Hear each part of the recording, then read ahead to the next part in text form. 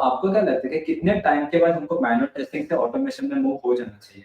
अगर आपको मार्केट में सस्टेन करना है तो आपको अपने ऊपर वर्क करना पड़ेगा और वो एक कंटिन्यूअस प्रोसेस है। लोग आपको ट्रस्ट करेंगे तभी तो हायर करेंगे ना। और वो ट्रस्ट या तो आपके एक्सपीरियंस से बनता है या आपके काम से बनता है। जैसे आपकी रिज्यूम राइटिंग है, आप 2-3 पेज का रिज्यूम बना रहे हो, मत बनाओ, कभी मत बनाओ। कि अगर आप एक फ्रेशर हो तो आप टेस्टिंग में जॉब कैसे ढूँढ सकते हो? मतलब वो क्या-क्या स्ट्रैटेजी अप्लाई कर सकते हैं जिसको कि वो टेस्टिंग में एंटर कर सकते हैं? पर मैं कह रही कोई भी छोटी साइट उठाओ, कोई भी छोटी साइट उठाओ, उसमें बग ढूँढो और उसमें बताओ कि मैंने ये टेस्ट केस बनाए थे और उसमें मुझे ये बग मिले, ये मैंने यहाँ से बनाया, तो वहाँ पे आप अपना टेस्ट केस दिखा सकते हो। तो इट्स वेरी बेसिक कि आपको डोमेन का पता होना चाहिए। एक तो आपके क्यूए के एज़ अ क्यूए माइंडसेट होना बहुत ज़रूरी है, जिसमें आपकी ऑब्जर्वेबिलिटी नॉर्मली बेस टेस्ट की जाती है, फिर टेस्ट केस सिनेरियोज़ वगैरह। सेकंड चीज़ है आपकी प्रोग्रामिंग वगैरह कि आपका लॉजिक कितना अच्छा है programming. Third and the most important, जो आपका शायद इंटरव्यू काफी हद तक तय करता है कि क्योंकि कम्युनिकेशन स्किल्स। हेलो दोस्तों, मेरे यूट्यूब चैनल में आपका स्वागत है। आज की जो हमारी गेस्ट है उसका नाम है माधवी चौधरी, जो कि एक एसोसिएट वाइस प्रेसिडेंट है। इनको 11 प्लस ईयर्स का एक्सपीरियंस है सॉफ्टवेयर टेस्टिंग में। तो आज के इस पॉडकास्ट में हम लोग बहुत कुछ डिस्कस करेंगे, जैसे कि अगर आप फ्रेशर हो तो आप जॉब कैसे ढूंढ सकते हो, क्या-क्या स्ट्रैटेजी अप्लाई कर सकते हो, क्या-क्या मिस्टेक्स है जो आप अवॉइड कर सकते हो। अगर आप मैनुअल टेस्टिंग में हो तो ऑटोमेशन में कैसे मूव हो सकते हो, क्या एक क्यूए स्क्रम मास्टर रोल में जा सकता है क्या? तो वेलकम माधवी मेरे यूट्यूब चैनल में। हम लोग आपके इंट्रोडक्शन से स्टार्ट करते हैं, तो ओवर टू यू। धन्यवाद मुझे बुलाने के लिए पॉडकास्ट पे। तो अगर मैं अपने इंट्रोडक्शन के बारे में कुछ बताना चाहूँ तो मुझे टेस्टिंग प्रोफाइल में 11 साल से ज़्यादा का एक्सपीरियंस है। मैंने सभी तरह के प्लेटफॉर्म के लिए काम किया है, मैनुअल ऑटोमेशन एंड प्लेटफॉर्म जैसे कि web, API and the mobile automation, इन सब में भी काम किया है। नाउ अलोंग विद दैट मैंने डेटाबेस में काम किया है, मैंने CI/CD पाइपलाइंस वगैरह इन सब के साथ काम किया। अब मैं कहना चाहूँगी कि व्हाई आई ऑलवेज कि मैं क्यों प्रमोट करती हूँ कि क्यूए आपको as a it's a one of the कि एक स्ट्रॉन्ग प्रोफाइल है जो चुनना चाहिए लोगों को। वो क्योंकि जब मैंने स्टार्ट किया था टेस्टिंग एज़ अ चूज़ किया था, तब मैं सही बताऊँ मुझे पता भी नहीं था कि ये कोई प्रोफाइल भी होता है। बट जब मैं धीरे-धीरे उसमें आई और मैंने देखा कि ये बहुत इंटरेस्टिंग है। मतलब आप हमेशा सोचो कि जैसे कि मेरे को एक ये था कि मैं हमेशा ना आईबी में जाना चाहती थी, मुझे इंटेलिजेंट ब्यूरो में जाना था, एक काइंड ऑफ थिंग। पर मेरे को लगता था कि उसके लिए बहुत शार्प दिमाग होना चाहिए एंड आप वो एज केस देख सको चीज़ों को, जो दुनिया के सामने है पर वो देख नहीं रहे, छोटी-छोटी। तो मुझे लगता है कि क्यूए बहुत हद तक आपका ऑब्जर्वेशन पे डिपेंड करता है कि आप कैसे ऑब्जर्व कर रहे हो। एक जनरल इंसान कैसे ऑब्जर्व कर रहा है और एक आप आउट ऑफ द बॉक्स जाके किस चीज़ को कितना अच्छा ऑब्जर्व कर पाते हो। तो QA is more about this. Now अब तो वो मैंने अपने अपने जो स्किल्स के तौर पे मैं कहूँ, तो मैंने अपने टेस्टिंग में सबसे पहला, जिसे लोग माइंडसेट भी बोलते हैं, एक तरह का क्यूए का, तो मैंने सबसे ज़्यादा उसी को अहमियत दी है और सबसे पहले फ़ॉरमोस्ट फिर किसी भी चीज़ से पहले मैं सोचती हूँ कि अगर मेरे पास एक क्यूए का माइंडसेट नहीं है, नो मैटर व्हाट मैं मैनुअल कर रही हूँ, नो मैटर व्हाट मैं ऑटोमेशन कर रही हूँ, मैं कभी भी एक अच्छी टेस्टर नहीं हो सकती। तो मेरा सजेशन सबके लिए अच्छा है कि इफ आप को लगता है कि आपकी ऑब्जर्वेशन पावर ज़्यादा है, you have a good observability, definitely आपको ये प्रोफेशन आप ट्राई कर सकते हो। So this is one of the thing and apart from that मैं कहूँगी कि जितने भी फ्रेशर्स वगैरह जो नए ज्वाइन करते हैं, उनके लिए भी और दूसरे ऑप्शन हो जाएंगे रेदर देन कि आप बस सॉफ्टवेयर डेवलपमेंट में जाओ। आपके पास और भी प्लेंटी ऑप्शन है, रेदर देन आप जल्दी से होप हारो, उससे अच्छा है कि आप ये दूसरी चीजें भी ट्राई करो ताकि आप अपने लाइन में रहो। वो चीज मैं कहना चाहूंगी। तो that's my passion about testing और मेरे टेस्टिंग की जो करियर है और जो मेरा पूरी जर्नी है यही है। हाँ, मतलब टेस्टर के लिए पैशन होना बहुत ज़रूरी है। और क्योंकि हम लोग फ्रेशर की बात कर रहे हैं, तो हम लोग उसी से स्टार्ट करते हैं कि अगर आप एक फ्रेशर हो तो आप टेस्टिंग में जॉब कैसे ढूँढ सकते हो? मतलब वो क्या-क्या स्ट्रैटेजी अप्लाई कर सकते हैं जिसको कि वो टेस्टिंग में एंटर कर सकते हैं? अब तो देखो मैं यहाँ पे कहना चाहूंगी, आज का जो टाइम है वो बहुत ही अच्छा टाइम है।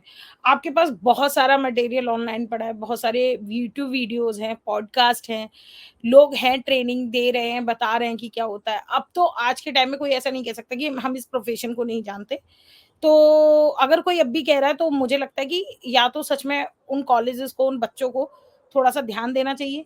पर अगर जिनको पता है वो इन सब चीज़ों का करियर स्टार्ट कर सकते हैं। आप सिंपल सी चीज़ों पे जाइए, सिंपल टेस्टिंग उठाइए, एक भी किसी भी टॉपिक को उठाइए कि व्हाट इज़ अ टेस्टिंग। आप टेस्टिंग के नोट्स सर्च कर लीजिए सिर्फ। आप गूगल पे कुछ नहीं जानते, बस सर्च कीजिए what is a software testing. आप जाइए गूगल पे सर्च कीजिए, आपको सारी चीज़ें मिल जाएँगी। इवन आप जब बीटेक करते हैं, आपके पास एक सब्जेक्ट सॉफ्टवेयर टेस्टिंग का आता है, जो मैंने भी किया था और मैंने शायद उस टाइम में ध्यान नहीं दिया था। जब वो मेरे करियर में आया, तब मुझे लगा मैंने तो ये पढ़ा था। डेफ़िनिटली वो एक वैसा था कि एक मेरे को लगा सब्जेक्टिव है, पर वो बहुत अच्छी चीज़ थी जो शायद मैं अब रिलेट कर पाती हूँ तब नहीं। तो जो मुझे लगता है फ्रेशर के साथ जो एक प्रॉब्लम है आज भी हमारे एजुकेशन सिस्टम में और जो हमारा प्रोफ़ेशनल वर्ल्ड है उसके बीच में सबसे बड़ा गैप है कि हम कोरिलेट नहीं कर पा रहे हैं चीज़ों को। जो हम पढ़ रहे हैं उसका क्या यूज़ है? पढ़ हम सही रहे हैं, पर शायद हम ये नहीं कर पा रहे कि इसको इम्प्लीमेंट कहाँ करना है। तो वो एक चीज़ है जो मुझे लगता है कि एक गैप है। आप सिर्फ़ ये मत बताइए कि सॉफ्टवेयर डेवलपर एक ओनली प्रोफ़ाइल है। आप देखिए सॉफ्टवेयर टेस्टिंग भी एक प्रोफ़ाइल है, डेवऑप्स भी एक प्रोफ़ाइल है, परफ़ॉर्मेंस टेस्टिंग भी एक प्रोफ़ाइल है, डेटाबेस टेस्टिंग है या फिर आप परफ़ॉर्मेंस में जा सकते हो, एनओसी में जाओ। There is a plenty of the option you can go. But जब आप किसी भी कॉलेज को उठा के देखिए और जब आप उनके फ्रेशर्स की बात करेंगे बीटेक में जो अक्सर करके इलेक्ट्रॉनिक्स या सीएस में हैं, वो सिर्फ़ सॉफ्टवेयर डेवलपर बनना चाहते हैं या आईटी में। तो मेरा कहना है कि उससे आप अपने ऑप्शन कट आउट कर रहे हैं। डो आप अपने ऑप्शंस को कट आउट मत कीजिए। आप ट्राई कीजिए बिल्कुल डेफ़िनिटली अगर आपका इंटरेस्ट है सॉफ्टवेयर डेवलपमेंट में, आप बिल्कुल प्रैक्टिस कीजिए। पर अगर मीन टाइम में जैसे मेरे जैसे लोग, जिनके ऊपर एक प्रेशर था कि जो लोन लेके पढ़ रहे हैं या फिर जिनको कुछ करना है या जिनको जॉब की ज़रूरत है, दे वांट कि उनको अपनी फैमिली को फाइनेंशियली सपोर्ट करना है। तो मेरा सजेशन ये है कि ये कोई बुरा बुरा फ़ील्ड नहीं है। आप स्टार्ट करो, धीरे-धीरे आपको इंडस्ट्री का पता चल जाएगा, तो आप वहाँ से अपना सॉफ्टवेयर डेवलपमेंट का करियर भी साथ में स्टार्ट कर सकते हैं। ऐसा नहीं है, आप स्विच भी कर सकते हैं। एक कंपनी में 1-2 साल रहिए, वहाँ बात कीजिए और शायद आपको पंप अप मिल जाए।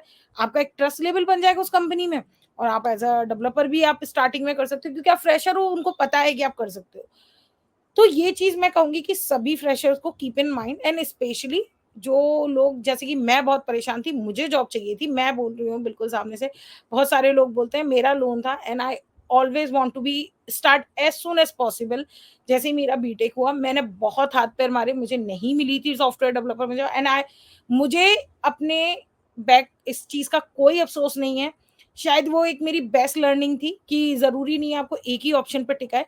आपको अपने दूसरे ऑप्शन भी ट्राई करने चाहिए क्योंकि यही एक स्मार्ट डिसीजन है। Don't stick with the one only goal, otherwise फिर होगा क्या कि आपको भी डिसअपॉइंटमेंट होगी, आपको लगेगा कि मैं नहीं हूँ काबिल।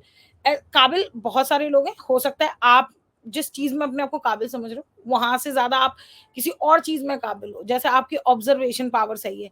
तो मुझे लगता है कि नॉर्मल लोगों में ऑब्जर्वेशन होती है, ठीक है, बहुत अच्छी नहीं होगी, किसी में बहुत ज्यादा होगी, किसी में कम होगी, पर नॉर्मल आप क्योंकि आप user end of the day हम सभी एक एंड यूजर है। तो हम सबको पता है कि हमें क्या यूज़ करना है, हमें क्या चाहिए, हम एप्लीकेशन कैसे यूज़ करते हैं। तो ये मुझे लगता है कि ये एक बहुत बड़ा बेनिफिट है कि ये हमारे जैसे कहते हैं ना माएँ घर में रोटी बनाती हैं और उनको एक्सपीरियंस होता है। तो ऐसे ही एज़ अ यूज़र आप हमेशा ही एक अच्छे टेस्टर हो सकते हो। तो आपको वो चीज़ देखनी चाहिए एंड ट्राई करनी चाहिए। तो माधुरी समझो कि एक फ्रेशर है, तो आजकल क्या होता है फ्रेशर्स ऐसे बोल रहे हैं कि सब लोग एक्सपीरियंस रोल्स के लिए ही जॉब ओपनिंग है, हमारे लिए कोई ओपनिंग ही नहीं है। तो आपको क्या लगता है मतलब फिर अगर मैं फ्रेशर हूँ तो मैं क्या क्या स्ट्रैटेजी अप्लाई कर सकता हूँ ताकि मुझे टेस्टिंग में एटलीस्ट एंट्री मिल जाए? हाँ, बिल्कुल। तो आपको क्या करना है कि आप सबसे पहले सॉफ्टवेयर टेस्टिंग की सारी डेफिनिशंस पढ़िए। इनिशियल लेवल का तो आपको पता ही होना चाहिए कि सॉफ्टवेयर टेस्टिंग में क्या होता है। उसके बाद आप यूट्यूब वीडियोज़ वगैरह देख सकते हो। किसी के नॉर्मली जब भी आप इंटरव्यूज़ में जाते हो, तो बहुत सारे लोग हैं जो देखते नहीं हैं। आप देखिए कि सॉफ्टवेयर टेस्टिंग में क्या-क्या क्वेश्चन पूछ सकते हैं।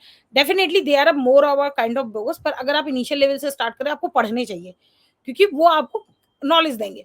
उसके बाद आप ग्लास डोर पे जब भी किसी कंपनी में अगर आपका शेड्यूल हो गया है, तो आप ग्लास डोर में जाओ, उसमें देखो कि क्या इंटरव्यू क्वेश्चन पूछे, कोई प्रोग्राम पूछा है या फिर कोई भी क्वेश्चन पूछा है, आप उनको ध्यान में दो।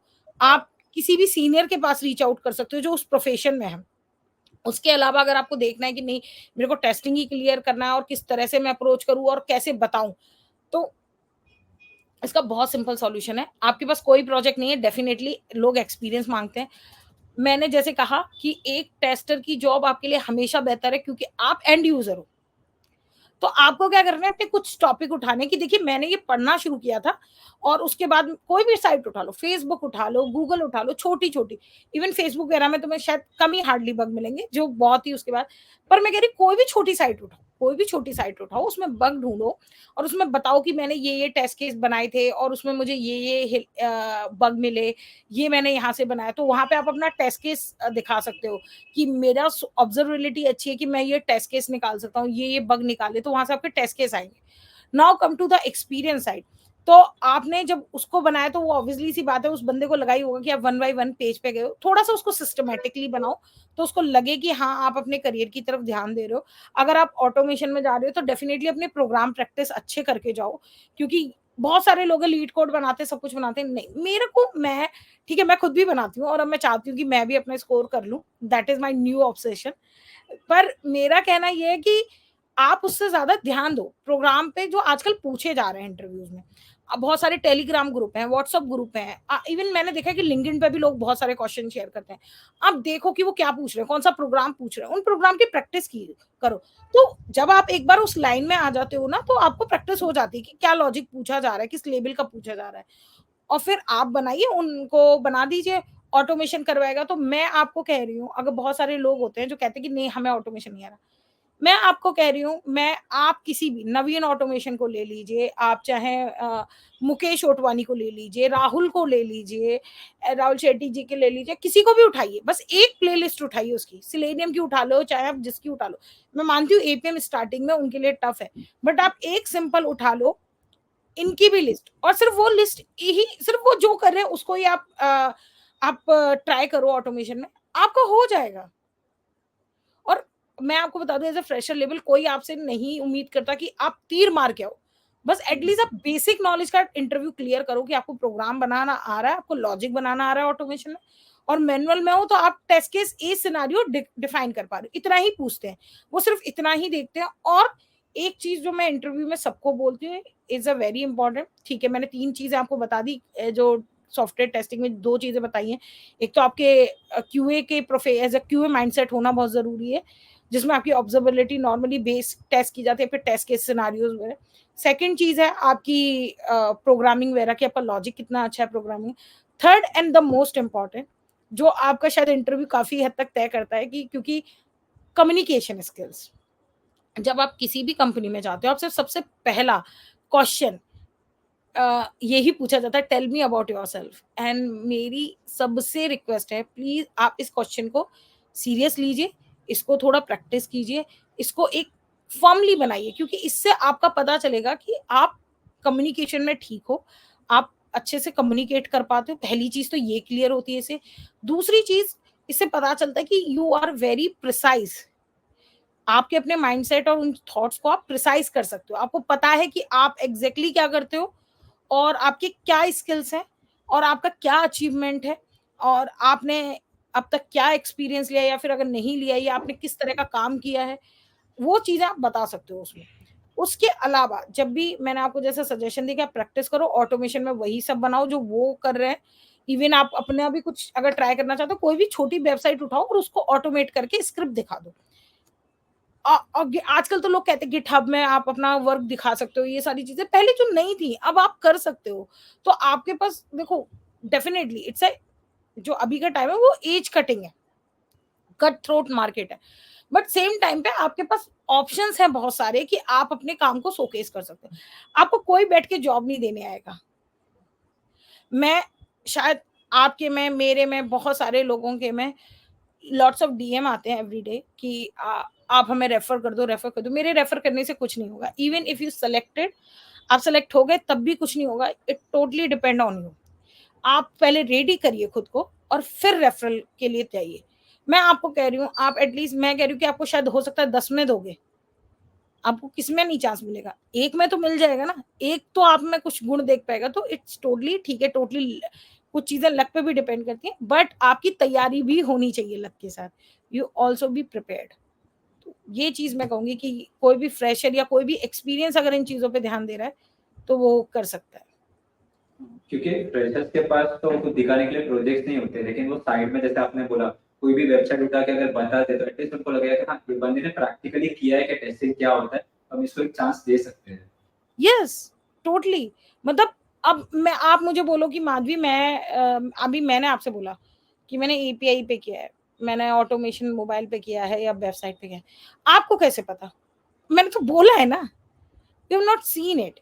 आप शायद एक बार को ट्रस्ट कर लो कि 11 साल से किसी इंडस्ट्री में काम कर रही है तो होगा एक्सपीरियंस। पर आप कैसे ट्रस्ट करोगे जब आपके पास कुछ शोकेस नहीं है? लोग आपको ट्रस्ट करेंगे तभी तो हायर करेंगे ना। और वो ट्रस्ट या तो आपके एक्सपीरियंस से बनता है या आपके काम से बनता है। तो आप या तो अपने काम को दिखा दीजिए या फिर अपना एक्सपीरियंस दिखा दीजिए, तो वहां से हो जाता है। करेक्ट। तो ये तो चीजें हम लोग ने वो डिस्कस की कि एक फ्रेशर को क्या करना चाहिए, लेकिन हम्म। हम लोग कभी कभी जॉब ढूंढते हैं तो बहुत सारे मिस्टेक्स भी करते हैं। तो आपको क्या लगता है कि क्या मिस्टेक्स है जो हमको अवॉइड करनी चाहिए जब हम लोग एक जॉब ढूंढ रहे हो? हाँ, तो जॉब ढूंढने के टाइम में सबसे बड़ी मिस्टेक ये होती है, हम जाते हैं लिंक्डइन पे सीधे easy apply, easy apply, easy apply, easy apply, Naukri पे apply apply apply apply apply. No, आजकल देखिए जैसे कि एआई का ज़माना आ गया है, एआई आपके टूल्स को करता है, तो डेफ़िनेटली आपका जो रिज़्यूम राइटिंग है, मैं स्टार्ट से कुछ पॉइंट्स बनाती हूँ। जैसे आपकी रिज़्यूम राइटिंग है, आप 2-3 पेज का रिज़्यूम बना रहे हो, मत बनाओ, कभी मत बनाओ। Even only 1 page resume is required enough. मैं सच बता रही हूँ, मैं भी मेरा भी रिज़्यूम 2 पेज का है, पर मेरा बस 1 ही पेज देखा जाता है, दूसरे पेज में सिर्फ़ ये लिखा होता है कि मैंने क्या रोल्स एंड रिस्पॉन्सिबिलिटी निभाई। मैं उसको कभी नहीं रखती। I will try to be कि वो मेरा 1 पेज पे ही सब कुछ रहे कि मैंने क्या किया है, किस टूल्स पे काम किया है, मेरा कुछ अचीवमेंट है या कुछ भी, मैं सबको एक ही पे और अपने एक्सपीरियंस सारे वहीं बता देती हूँ कि सारी कंपनी हाइलाइटेड कर देती हूँ, ये सब चीज़। तो मुझे लगता है कि वो चीज़ आपको बहुत सीरियसली ध्यान देनी चाहिए। दूसरी चीज़ जो है मेरे को लगती है वो है कि आप जब भी रिज़्यूम बना रहे हो, प्लीज़ आप उसकी प्रूफ रीडिंग कीजिए। बहुत सारी इंग्लिश मिस्टेक्स होती हैं, आप कॉपी पेस्ट कर रहे हैं, आपको चाहे वो चीज़ आती नहीं है, आप एटलीस्ट रिज़्यूम में वही मेंशन कीजिए जो आपको आता है। आप झूठ मत बोलिए, ज़रूरी नहीं है आपको ज़रूरी नहीं है 10 चीज़ जानने की ज़रूरत है, आप चाहे 3 ही चीज़ जानो, पर उन 3 चीज़ में आपका कॉन्फिडेंस होना चाहिए कि कोई आपसे कुछ पूछे तो आप बता सको। नाउ अब उसके बाद आते हैं कि जब रिज़्यूम वगैरह हो गया, फिर आप अपनी जॉब सर्च कर रहे हो। तो देर यहाँ पे बहुत सारे अच्छे मेरे को टूल वो साइट्स लगती हैं। कुछ तो मुझे भी अभी बेनिफिशियल नहीं लगती, मैं सच बताऊँ। जैसे कि एक गेट हायर करके है, वो बहुत अच्छी है। क्यूएस की हैं स्पेसिफिकली कुछ साइट्स हैं।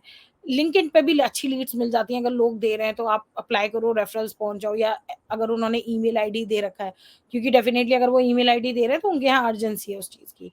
लोगों से रेफरल ले सकते हो। उसके अलावा अपने गेट हायर्स है और बहुत सारी इंस्टा हायर करके एक साइट है।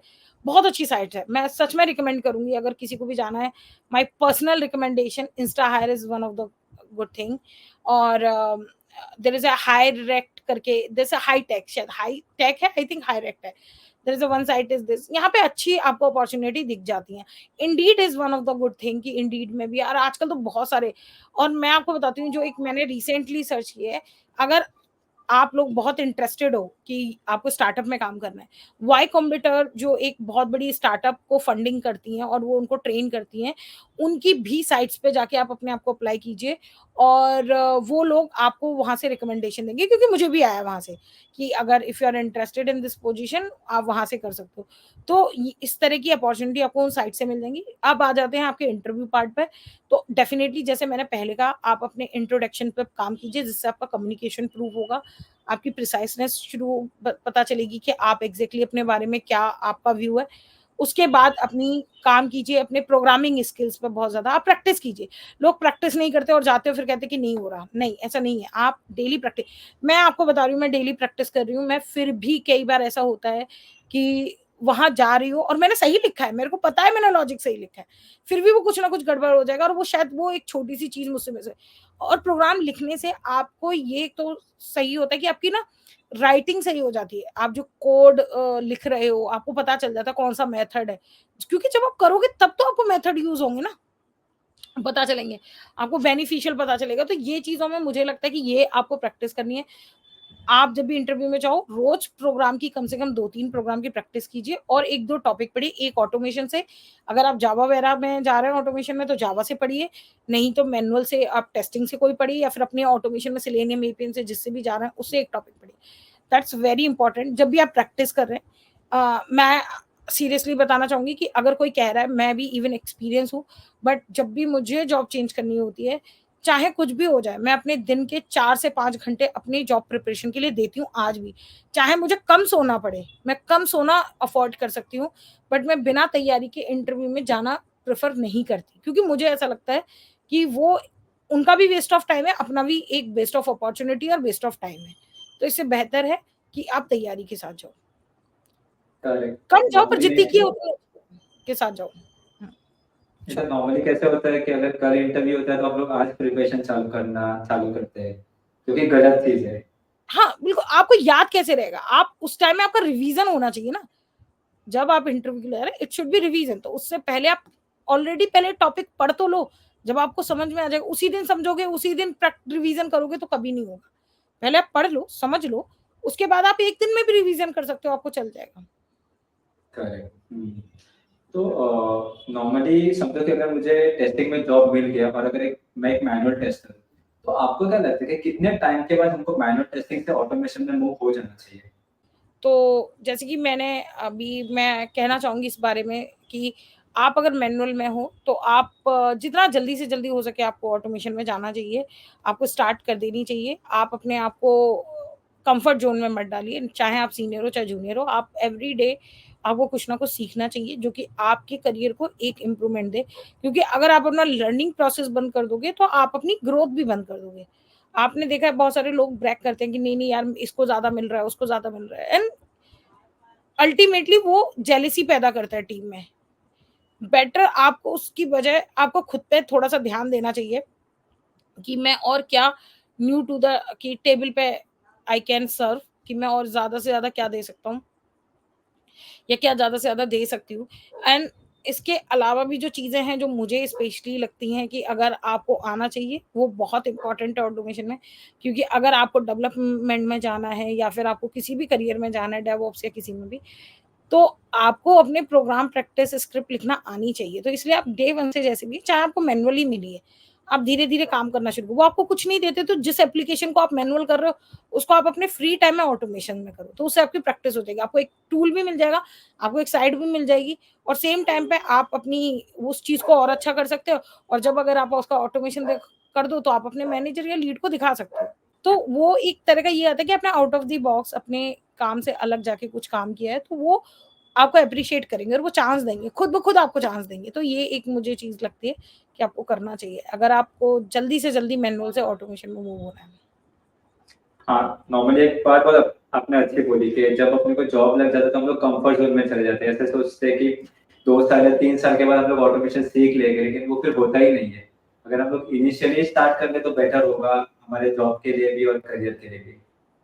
बिल्कुल, मैंने जो अपना पहला ऑटोमेशन का ऐप बनाया था, आप you will laugh on that. मैंने पहला ऑटोमेशन ये बनाया था कि जीरा में एक्सेल कैसे लॉगिन करके जीरा में मुझे एक्सेल डालनी है। ये मेरा पहला कंपनी में पहला प्रोजेक्ट था। इनिशियली तो मैंने फेसबुक वगैरह पे और जीमेल वगैरह पे अपना बनाया था, पर ये मेरा इनिशियल लेवल का था, जो किसी कंपनी में किया था। And my manager got so happy, क्योंकि हमें अपने टेस्ट केस अपलोड करने होते थे। तो he got very impressed with that. तो फिर उसने मुझे चांस दिया। तो मेरे को लगता है कि जो मेरे लिए काम कर गया, तो वो शायद औरों के लिए भी काम कर जाएगा। नॉर्मली लोग वेट करते हैं अपॉर्चुनिटी के लिए, लेकिन अगर हम लोग अपॉर्चुनिटी क्रिएट करेंगे तो हमको मौका मिलेगा, मैनेजर भी देगा, लीड भी देगा कि हाँ, ये ऑटोमेशन कर सकते हैं। आपके सामने प्लेंटी ऑफ द अपॉर्च्युनिटी है, बस आपके देखने की कमी है। अगर आपको जो चाहिए, वो आपके सामने है। आपको बस एक स्टेप अबव जाके अपने कम्फर्ट ज़ोन को छोड़ के उसे करके दिखाना है। हुँ। तो माधुरी समझो कि एक मैनुअल टेस्टर हमने बोला कि उसको ऑटोमेशन में जल्द से जल्द मूव हो जाना चाहिए। तो आपको क्या लगता है वो क्या प्रिपरेशन कर सकते हैं इंटरव्यू के लिए ताकि वो मैनुअल से ऑटोमेशन में इजीली मूव हो सकते हैं? तो जैसे मैंने पहले बताया, एक तो सबसे पहले प्रोग्राम प्रैक्टिस पे करो, टॉपिक्स पढ़ो, स्क्रिप्ट पे प्रैक्टिस करो अपनी, क्योंकि जो वो बना रहे हैं, कोई भी लिस्ट उठाओ वही प्रैक्टिस करो। और उसको रिटर्न में लिखना सीखो, एटलीस्ट आपको लैपटॉप पे आनी चाहिए। आप अगर अपना स्लेनेम डाउनलोड रखोगे, तो आप क्या है उनके सामने करके भी दिखा सकते हो। इवन आपको राइटिंग प्रैक्टिस अच्छी होनी चाहिए कि आप उनको लिख रहे हो, आपको याद होना चाहिए कि क्या इंटरव्यू में तो स्पेशली आपको याद होना चाहिए। आप चाहे अपने कंपनी में भले ही कॉपी पेस्ट कर सकते हो गूगल से, पर कंपनी जब आपसे इंटरव्यू में पूछा जा रहा है, तब आपको आनी चाहिए कि आप लिख सको। उसके अलावा आपके टॉपिक्स तैयार होने चाहिए, और मुझे लगता है आजकल के टॉपिक्स प्रिटी मच सबको क्लियर है कि क्या-क्या पूछते हैं। तो वहाँ पे आप उनकी प्रैक्टिस करो, उन टॉपिक्स को पढ़ो और फिर आप देखो, आप 2-3 इंटरव्यू दोगे, भले ही आप रिजेक्ट हो जाओ, आपकी तैयारी आधी हो जाएगी। आप बस इंटरव्यू दो, आधी तैयारी आपकी वहीं हो जाएगी, कि उन्हीं को पढ़ लो जो आप नहीं कर पाए। जो आप बता नहीं पाए, आप उन्हीं पे ध्यान देना शुरू करो वहीं से। और मेरी स्पेशल है कि आप जो भी क्वेश्चंस करके आते हो, बस उन्हीं की देखो कि क्या आप नहीं बता पाए, उसको थोड़ा-सा प्रैक्टिस करो। करेक्ट, मतलब इंटरव्यू में क्या अच्छा गया, क्या बुरा गया, क्या इम्प्रूव करना है, ताकि नेक्स्ट इंटरव्यू में वो सेम मिस्टेक हम लोग रिपीट ना करें। दोबारा रिपीट ना हो। तो अभी कैसे होता है कि हम लोग मैनुअल से ऑटोमेशन में तो मूव हो गए, लेकिन ऑटोमेशन में भी अगर हम लोग को ग्रो करना है, तो आपको क्या लगता है हम लोग को क्या-क्या चीज़ें सीखनी पड़ेगी फिर? तो सबसे पहले तो फ़ॉरमोस्ट प्रोग्रामिंग लैंग्वेज तो सीखो, क्योंकि वो तो लॉजिक के लिए ज़रूरी है। कोई भी उठा लो, जावा उठा लो, पाइथन उठा लो, जो भी आपको लग रही है आपके कम्फर्ट ज़ोन की है। और आप अगर एकदम एपीआई का ऑटोमेशन सीख रहे हो, तो आप अगर आपको लग रहा है नहीं, मैं पोस्टमैन से शुरू करता हूँ वेरी ईज़िली, पोस्टमैन से, जेमेटर से, then start learning some JavaScript, वो भी बहुत ईज़ी होती है। उसके प्री डिफाइंड फंक्शंस होते हैं, आप उससे यूज़ कर सकते हो।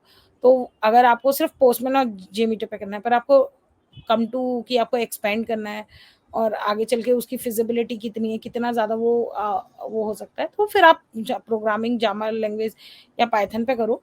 उसके बाद फिर आप कोई भी स्क्रिप्ट उठा लो, या फिर अगर आपको रेस्ट एश्योर्ड एपीआई से शुरू करना है, आप चीज़ अपनी पहले चुनो, पर एक चीज़ पे पहले वन बाय वन करके जाओ।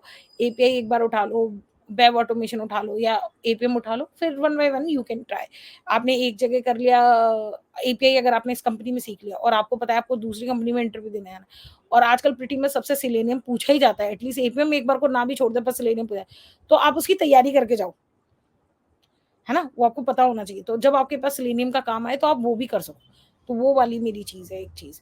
और थोड़ा-सा फ्रेमवर्क पे थोड़ा-सा ध्यान देना चाहिए। लोग बहुत हद तक एक्सपीरियंस जो लोगों के, उनके साथ मेरे को एक प्रॉब्लम जो मैंने ऑब्ज़र्व की, कि वो अपने फ्रेमवर्क को अच्छे से डिफाइन नहीं कर पाते, कि वो बता ही नहीं पाते हैं अपना कि क्या फ्रेमवर्क है, कैसा फ्रेमवर्क है। स्क्रिप्ट लिखना कुछ नहीं है, आपको पता भी होना चाहिए कि क्या चल रहा है, तभी तो आप उस फ्रेमवर्क को समझना शुरू करोगे। दूसरी कंपनी में कोई जाके आपको बताएगा नहीं, पर आपको वहीं से शुरू करना पड़ेगा जब आप अंडरस्टैंड करोगे। वो एक चीज़ है।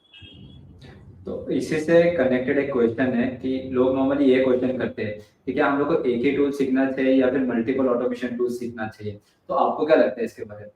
देखो, इट टोटली डिपेंड्स कि आप जिसमें करियर बनाना चाह रहे हो, जैसे कि अगर आपको एआई में जाना है, या आपको किसी गेमिंग जाना है, या फिर किसी आपको बैंकिंग डोमेन में अपना करियर करना है, तो उसके टुवर्ड्स आप देख लो कि आपको वेब ऑटोमेशन में ही रहना है, कि आपको ईपीआई ऑटोमेशन, कि आपको सब सीखना है, आपको सबकी थोड़ी-थोड़ी नॉलेज चाहिए, किसी एक में बहुत महारत हासिल करना है, ये टोटली डिपेंड आपके ऊपर है।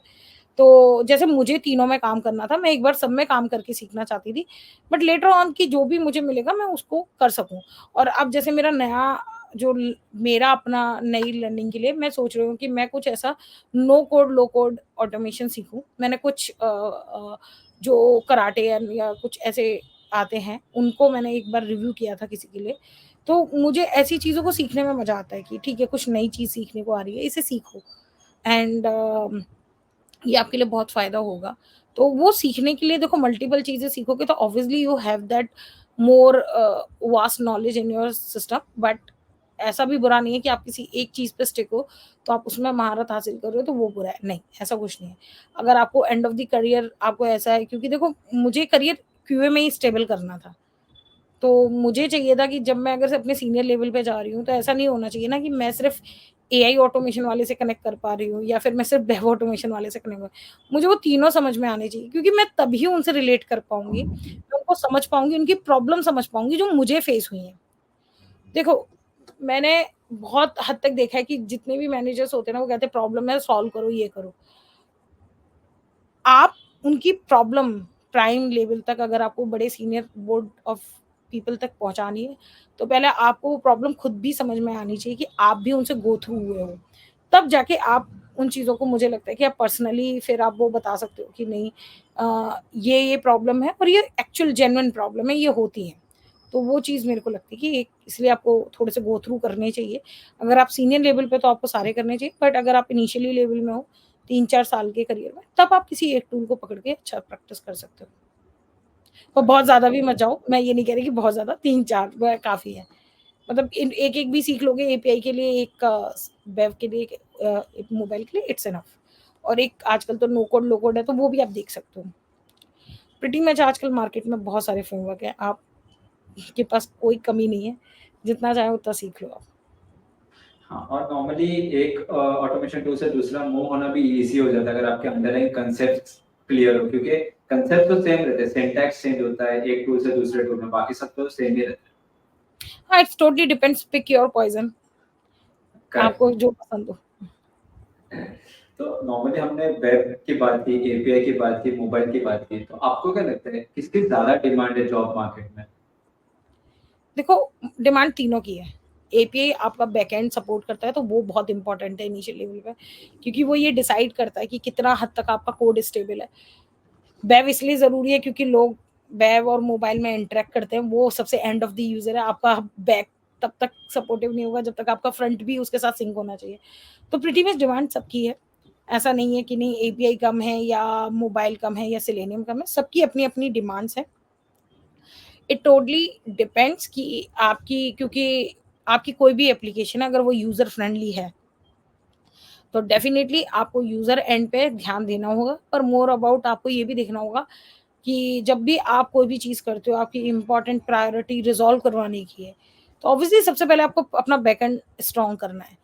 बैकएंड स्ट्रॉन्ग कीजिए, अपने यूज़र एंड को स्ट्रॉन्ग कीजिए। यूआई में ऐसा नहीं होना चाहिए कि आपकी स्पेलिंग मिस्टेक्स दिख रही हैं, कि वो ब्रेक डाउन हो रहा है, वो ब्रेक हो रहा है यूआई, तो वो चीज़ें आपको अवॉइड करनी है। ये आपके लिए भी सीधे आपको समझ में आना पड़ेगा कि एपीआई में क्या इम्पोर्टेंट है, एपीआई के लिए क्या क्रिटिकल है, यूज़र एंड पे क्या क्रिटिकल है। वो चीज़ें आपको थोड़ा-सा एज़ अ क्यूए समझनी पड़ेंगी। इसी हिसाब से तो आप अपना ऑटोमेशन भी बना सकते हो कि सबसे पहले क्रिटिकल क्या है, इम्पोर्टेंट क्या है, वो बनाओ, है ना? Don't jump everything. आप सैनिटी सूटकेस क्या बनाते हो? सैनिटी ये है ना कि प्रायोरिटी ये वाली चीज़ें तो चलनी चाहिए। किसी बैंक का ट्रांज़ैक्शन तो चलना ही चाहिए ना, एटलीस्ट पैसे ट्रांसफर होने चाहिए, पैसे आने चाहिए, ये तो बेसिक चीज़ है। और अगर उसका एक पर्टिकुलर चीज़ नहीं चल रहा है, वो च समझ सकते हैं, पर basically success and failure and at least time out 3 चीज़ तो हैंडल होनी चाहिए, मुझे लगता है एक भी ट्रांज़ैक्शन में। तो ये वाली चीज़ है कि आप अपने हिसाब से अपनी प्रायोरिटी बनाइए, फिर उसके हिसाब से कीजिए। पर मार्केट में आजकल सब चल रहा है, मैं आपको बता दूँ। ये टोटली डिपेंड करता है आप किस कंपनी में जा रहे हो, उसको क्या चाहिए उस टाइम में। करेक्ट, क्योंकि हर एक कंपनी का रिक्वायरमेंट अलग होगा, किसके लिए वेब इंपॉर्टेंट होगा, किसके लिए एपीआई होगा, किसके लिए मोबाइल। या अब मेरी प्रीवियस कुछ कंपनियाँ जिनके लिए तीनों ही इम्पोर्टेंट थे। किसी के लिए सिर्फ बैकएंड ज़्यादा इम्पोर्टेंट था, किसी के लिए फ्रंट एंड इतना। कुछ लोग फ्रंट एंड पे भी आजकल न्यू टेक्नोलॉजी लाते हैं, तो फिर उन्हें ऑटोमेशन भी बार-बार चेंज करना होता है। तो वो वाली बात है बस एक तरह की। हम लोग ने अभी टेक्निकल साइड की बातें की टेस्टिंग के लिए, लेकिन डोमेन भी होता है, तो आपको क्या लगता है कि डोमेन नॉलेज कितना इंपॉर्टेंट है एक टेस्टर के लिए?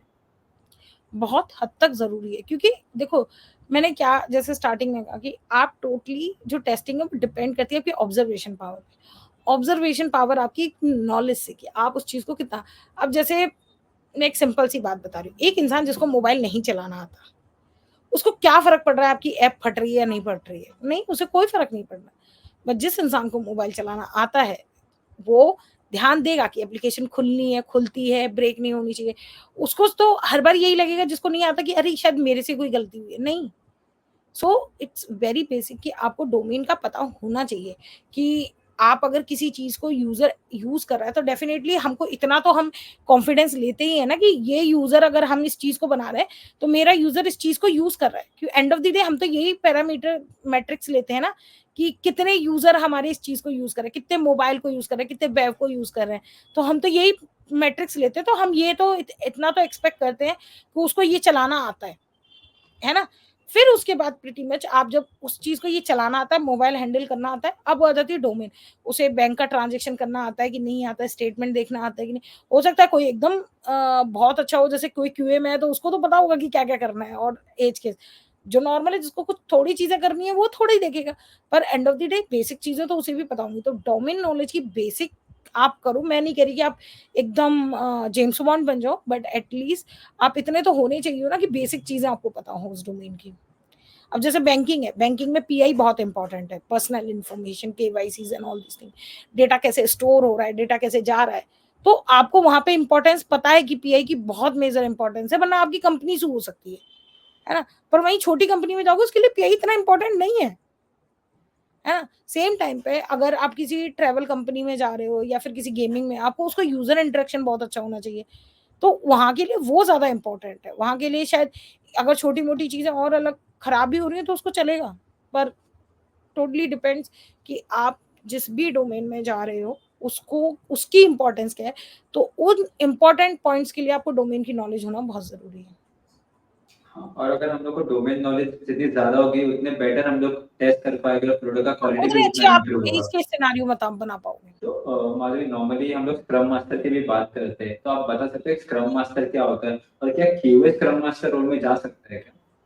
बिल्कुल, बिल्कुल। देखो, एंड ऑफ द डे आप क्या करते हो स्क्रम मास्टर में? या तो जीरा से आप स्क्रम में कर रहे हो, या एजाइल है, या कोई भी आप, ये तो एक एजाइल मेथोडोलॉजी है, उसमें से स्क्रम एक पार्ट है कि वो प्रोजेक्ट को कैसे चला रहा है।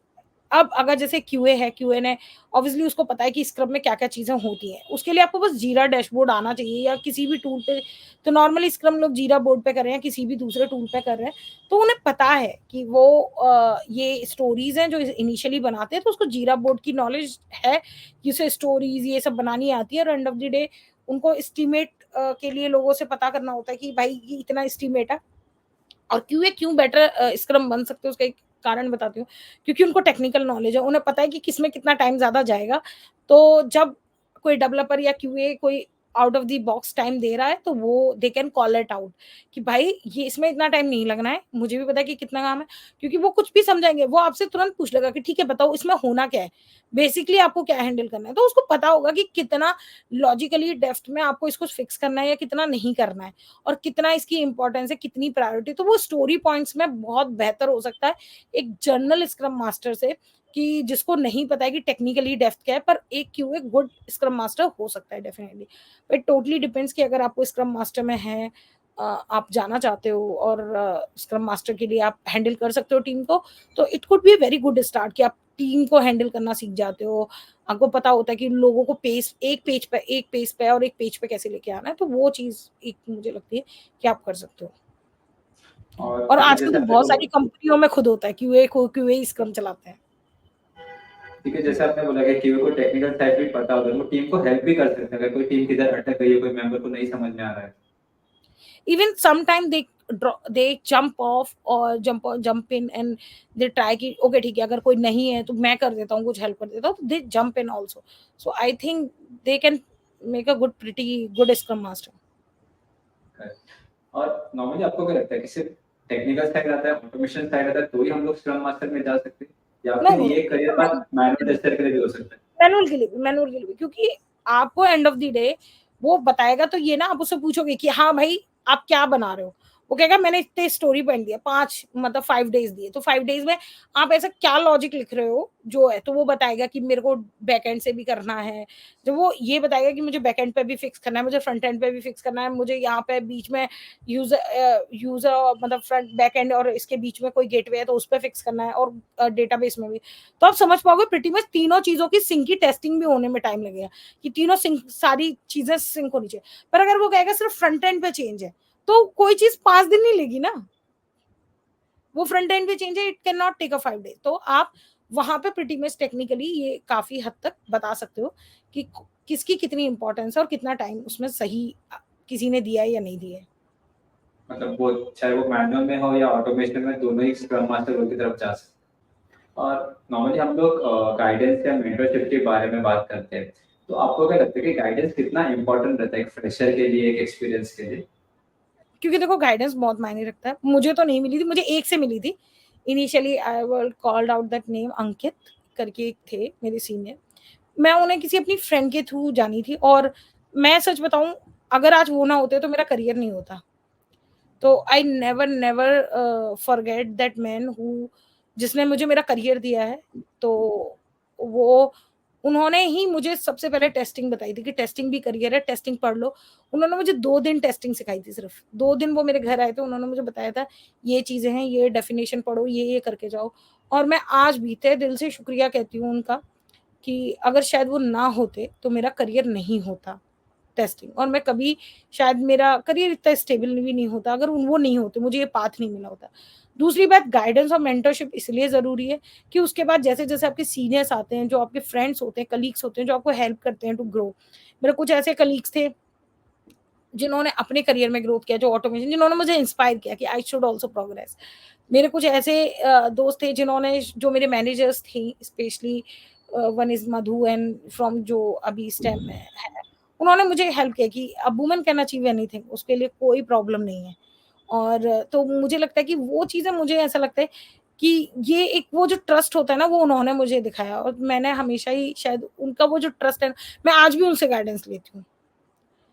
शी इज़ इन वो सीटीओ हैं एडजुल में, पर मैं आज भी जब भी मेरा कोई भी सबसे ज़्यादा बुरा वक़्त आता है, तो I always take go to her and मैं उनकी एडवाइस लेती हूँ कि क्या करना है मुझे। तो क्या ये सही है? सम टाइम उन्होंने शायद मैं गिर रही होंगी, मुझे लग रहा होगा कि नहीं यार, मुझे ये कर लेना चाहिए क्योंकि शायद ये मेरे भले के लिए।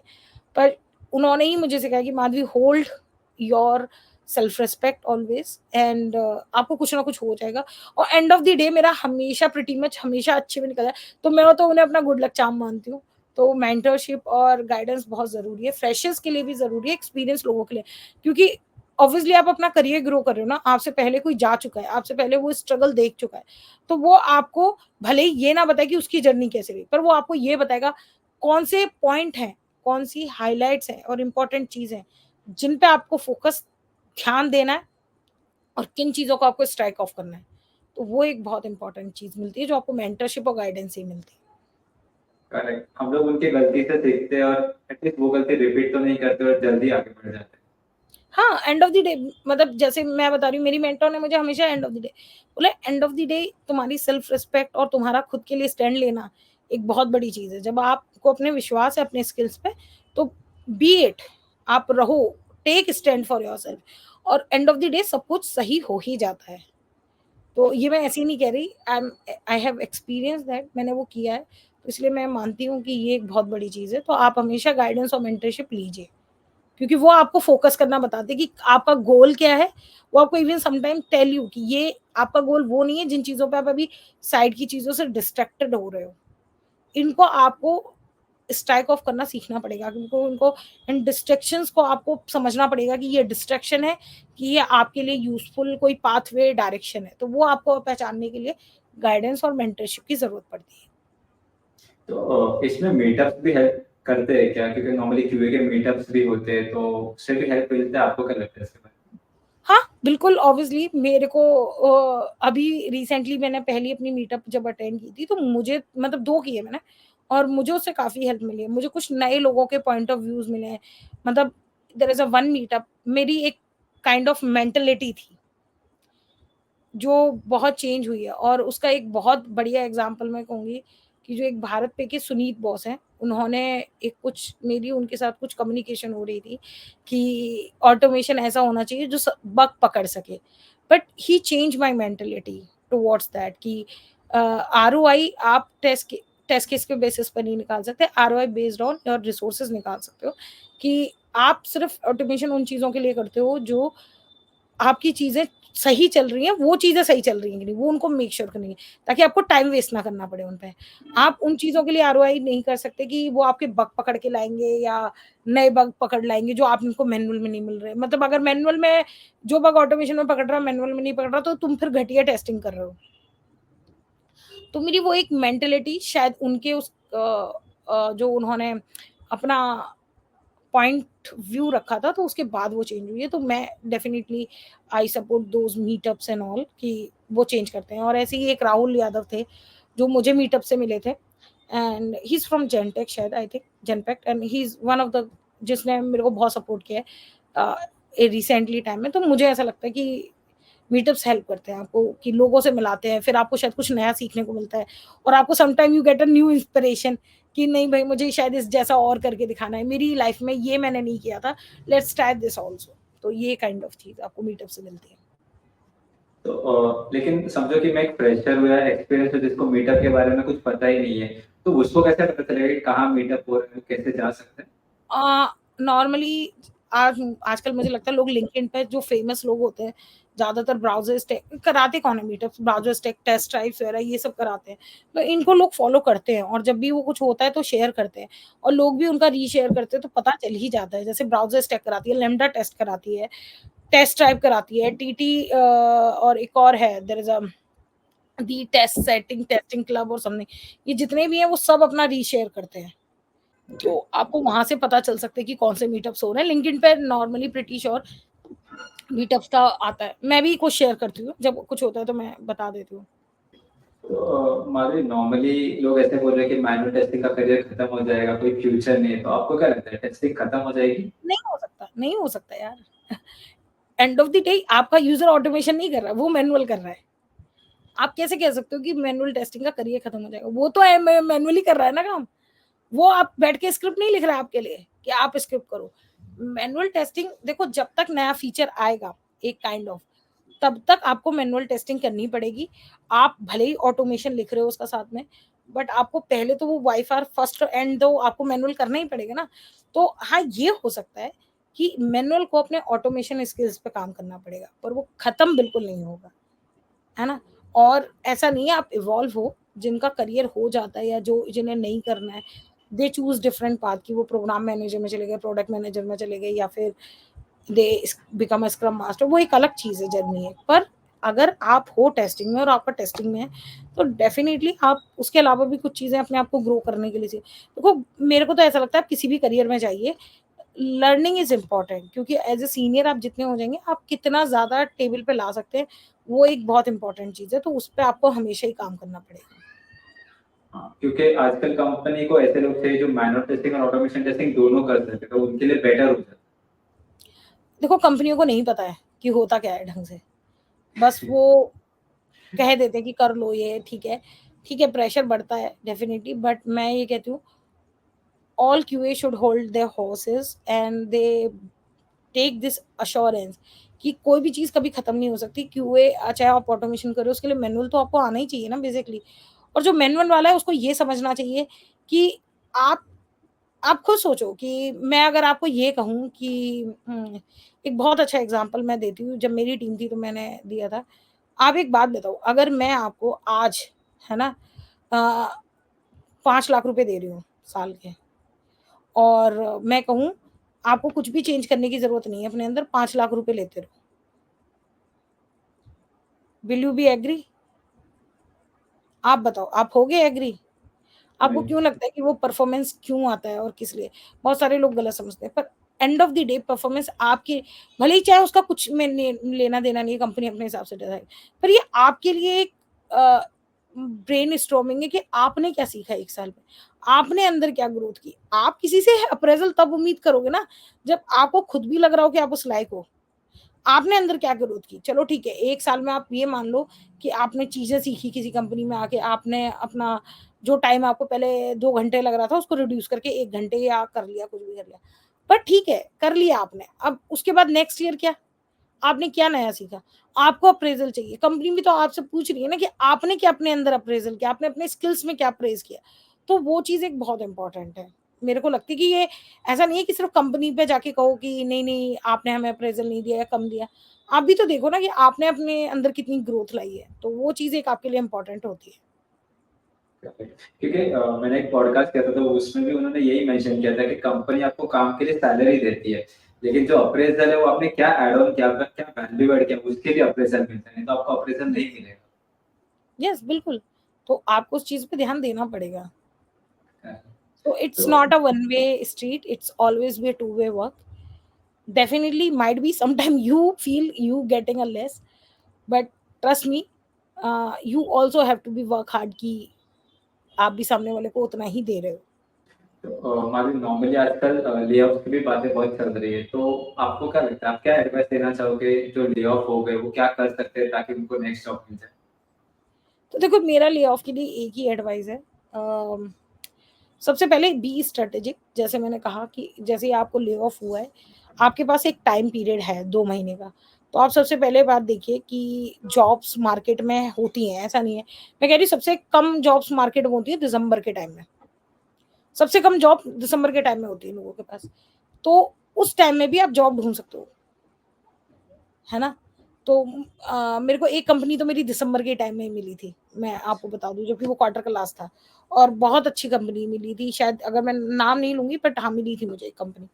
तो मैं तुम्हें बताऊँ, मेरे को 1 नहीं 2-3 मिली है अपनी कंपनी। तो मेरा वहीं पे ये कहना है कि आप चाहे किसी भी टाइम में काम करो, आपको बी स्ट्रैटेजिक होना चाहिए, बी प्रिपेयर होना चाहिए। दिस मोमेंट आपको लगे definitely layoff is a setback for you, your mindset, your peace, but 1 दिन ले लो, 2 दिन ले लो, खूब रो लो चाहे, जितना मन कर रहा है उतना रो लो और अपने आप को कमरे में बंद कर लो, जितना डिप्रेशन में जाना जा लो।